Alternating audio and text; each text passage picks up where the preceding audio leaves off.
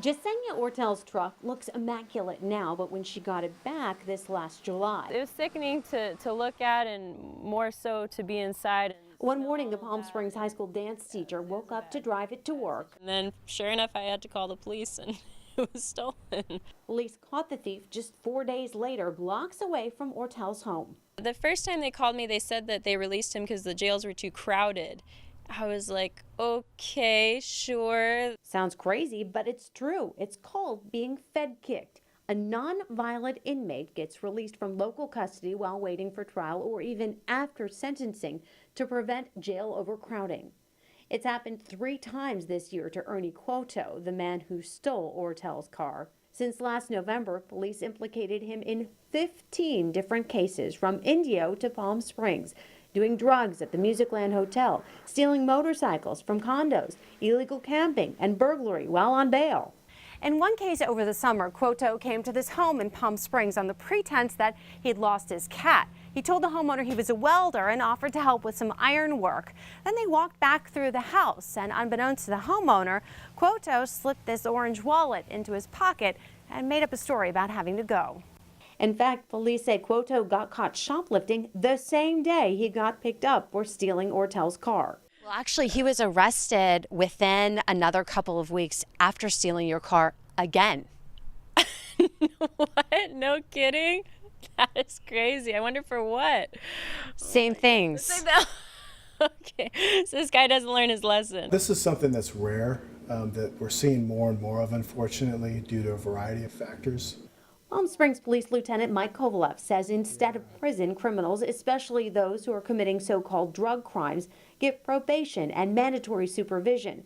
Cuoto violated both multiple times. In the past, in general, these people would have been locked up for a longer period of time, and they wouldn't be reoffending. So what's different now? District Attorney Mike Hestron says a few things. In our opinion, what we are seeing as a result of AB 109 and Prop 47, because what's happened, if you take those two things together, those two laws together, is that you've taken the teeth out of the criminal justice system. Numerous arrests, numerous prosecutions, over and over again, we're seeing the same people. Our crime rate is going up. How in the world is this saving anybody money? Once we ship them off to Riverside County Jail, then there's a price associated with that. There's a price associated with the work by the district attorney's office, and there's a price associated with the work associated with the public defender's office. Kovalev estimates the department's detectives racked up 100 hours investigating Cuoto's crimes and dozens more hours dealing with him after they picked him up. Who else is paying for this? Well, ultimately, the taxpayers are. So how is Cuoto paying? On June 29th, Cuoto pleaded guilty to drug possession, car theft, and identity theft, and a judge sentenced him to 8 months behind bars. But he went free on July 1st, serving a total of just 60 days. On October 9th, Cuoto got sentenced for another batch of cases. He got 5 years for the first one. And he got 3 years on the second one. But those sentences will run concurrently and at halftime.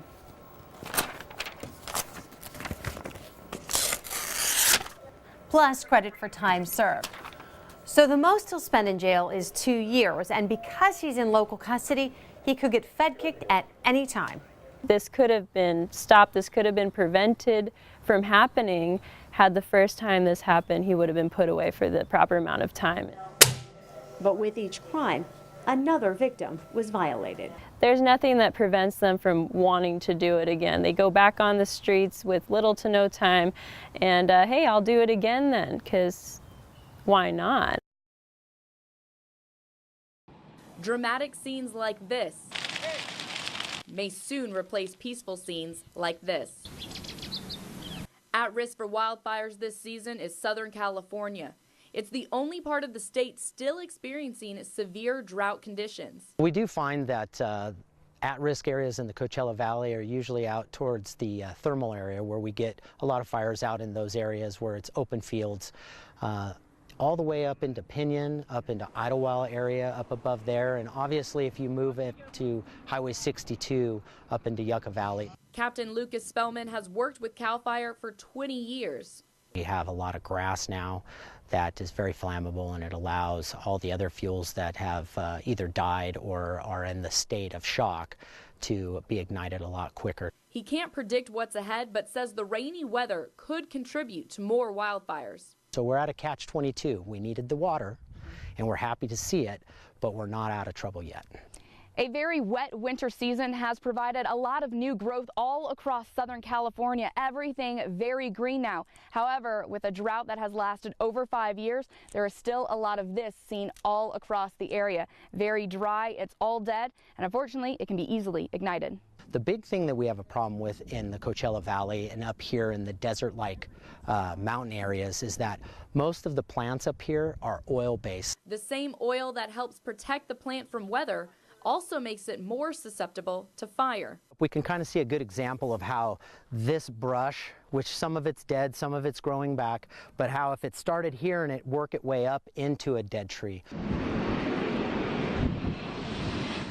Over the past 2 years, over 400,000 acres have burned, but the numbers are trending down. There were 160,000 fewer acres of fire in 2016 than 2015. And 123 fewer fires when comparing where we are at in 2017 to this time last year. But still, Spellman warns, It has a potential to be a busy fire season for CAL FIRE. the same hills that are green today may be burning in a few months. Helicopters flying overhead and sheriff's deputies posted on Highway 243 along the backside of the Larry D. Smith Correctional Facility. At 4 in the afternoon, jail staff did a head count and found that one female inmate was missing. We have contacted the surrounding community as a precaution to let them know about what is going on behind us, but right now at this moment we are conducting a systematic search of this facility. Families that live right next to the jail heard the commotion and also received reverse 911 calls warning of the potential of an escaped inmate. People I talked to say they didn't get enough information and didn't know what to do. I have a reason to be a little concerned when I don't get a phone call or have any explanation on what's going on when we have helicopters flying all over. Sheriffs up on the 243, sheriffs on San Gorgonio, Hargrave, looking under all the cars with mirrors, K9 units, and we don't know anything. I've thought about that in the past, but like living here for so long, you kind of get used to it after a while. But then when there is an escape, because they do practices all the time, but when there is an actual escape, it's kind of like, oh shoot, like, what do I do? But then it's like you can't do anything about it. The sheriff's department said they were working under the assumption that the inmate was missing but not outside of the jail, which turned out to be the case. If the department was certain that the inmate was outside the jail, the department would take more action. There would be things that we would take precautionary measures to notify the surrounding community again, and we would utilize a different means, again, a reverse 911 or other means that we have available to provide that information to the public. The families that live next to the jail tell me they've had meetings with jail staff and the sheriff's department in the past to talk about procedures and what needs to be done if an inmate escapes. September 1st, 2015, a day that will be remembered as one of the worst days in the history of the city of Palm Springs. Federal agents and county investigators raiding City Hall. The city scandalized by the corruption probe. It's a day city leaders would rather forget. I really feel that it has put a cloud over our city that is an undeserved cloud. Citizen outrage and calls for transparency in the days following the raid created a perfect climate for political newcomer Robert Moon to win the race for mayor last November. He easily defeated longtime council member Ginny Fote, who was a close ally to former mayor Steve Pugnier. Pugnier appeared to be headed toward a third term as mayor before he became engulfed in the controversy over his financial ties to developer Richard Meany. During Moon's campaign, he stressed transparency and says it remains a theme for him and the rest of the council as they look to get the city back on track. I just felt that there could be greater levels of transparency and integrity in City Hall, and that's what I wanted to run for. And that's when the raid happened, that was just, I think it just endorsed what I had felt from the beginning. While the results of the probes by the FBI and the DA's office are not yet known, Mayor Moon says he and the City Council are already taking steps aimed at restoring public trust and confidence in the way the city does business. I'm looking forward to this results of this investigation coming out so we can know what happened and we can even do some more adjustments where needed, because we don't know what they're going to find. Councilmember Jenny Fote says she too is among those looking forward to investigators finishing their work. Last March, before questions began swirling around Pugnier and his ties to Meany, Fote had a private breakfast meeting with the two men to talk about the Aberdeen project, proposed for land next to the convention center. Fote says she hasn't spoken with Pugnier since he left office, and she says she's ready to move on. It's really important to us as a city that the FBI move forward with something. Close the case, indict someone, do whatever it is that has to happen so that we get rid of this cloud, because we're a wonderful city. Perhaps the most significant change made by the City Council since the raid is the formation of a special committee made up of more than 50 citizens tasked with advising the council on a range of issues, including campaign finance reform and policies regarding conflict of interest. Their recommendations will be presented later this month. Councilmember Jeff Coors, also a political newcomer, is spearheading the effort. So we've had over 50 volunteers, residents who have been working in 8 working groups for 6 months who are going to come out with dozens of recommendations. Another change, the council has directed the city to hire an in-house city attorney to replace Doug Holland, who was contracted. The council also reviewed the job performance of city manager David Reddy, who remains in the position. Since the raid, Reddy says he's made it a requirement for city-owned land to be appraised before it's sold, which is not required under state law. He also says he wants the city to do a better job of using social media to keep the public informed. First and foremost, of critically importance is everything in government is public. There's nothing that's private. Everything is public. I think the real issue becomes access to that information and how do citizens understand where they can find it. Tom Tucker, CBS Local 2 News, Palm Springs.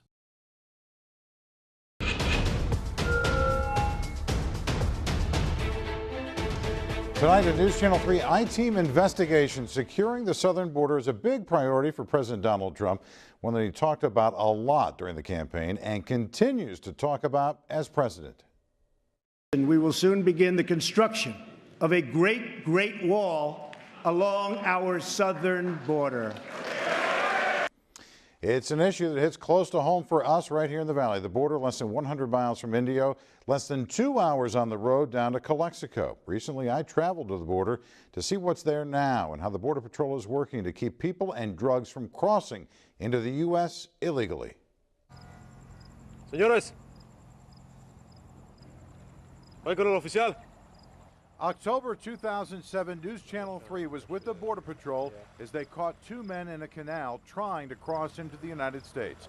More than 10 years later, it's still happening, but less frequently.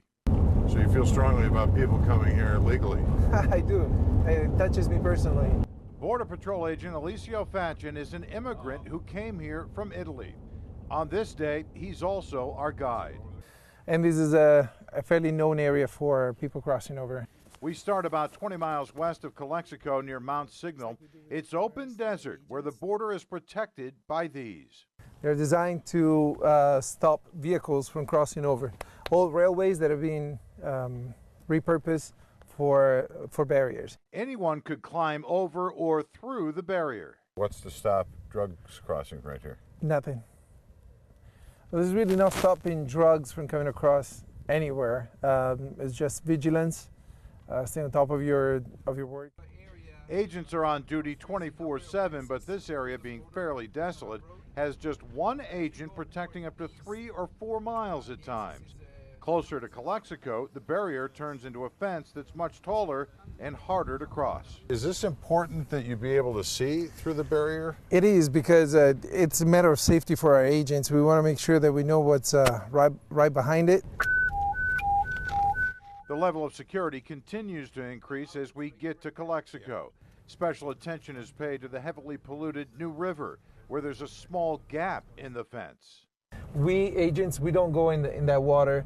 However, the illegals will come in through the new river, through the river, and trying to make their way north in the river. To make it, they'll have to get by 2 sets of bars in the water that make them at least get out of the water long enough to run around them. This is also where agents routinely face other threats. They're trying to distract you, they're trying to stop you from getting out of your vehicle. They try to hurt you.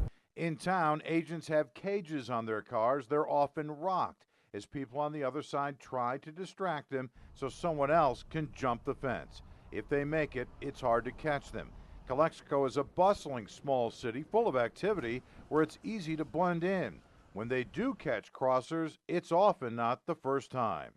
Truthfully, most of the people that we catch crossing illegally are people that have been caught before, and they have a long trail of prior removals. So how is this effort going to get control of the border? Here are the numbers. The Department of Homeland Security estimates there were 11.4 million people in the country illegally in 2012, with 2.8 million in California alone. Security at the border has improved over the last 10 years. The El Centro sector, which includes 77 miles of border between San Diego and Yuma, Arizona, apprehended 61,465 people in 2006. In 2015, that number was down to 12,820. The question is, why? 2006 is when the fence went up, but most of the fence that we saw today, especially out in the desert area, was not there. The bill I'm about to sign is an important step in our nation's efforts to secure our border. 2006 is when former President Bush signed the Secure Fence Act into law, making a lot of these barriers possible. There's also been advancement on a virtual wall, video cameras, and other high-tech surveillance. And they patrol the border from the air. People we talked to in Calexico don't want a wall. One woman talks with her son through the fence. Another young man passes gas money through it for his mother in Mexico. It's a waste of money. I think it was, how much was it, $21 billion? They should build a wall. We could use that money, help the homeless, education, health care. So I'm against the wall.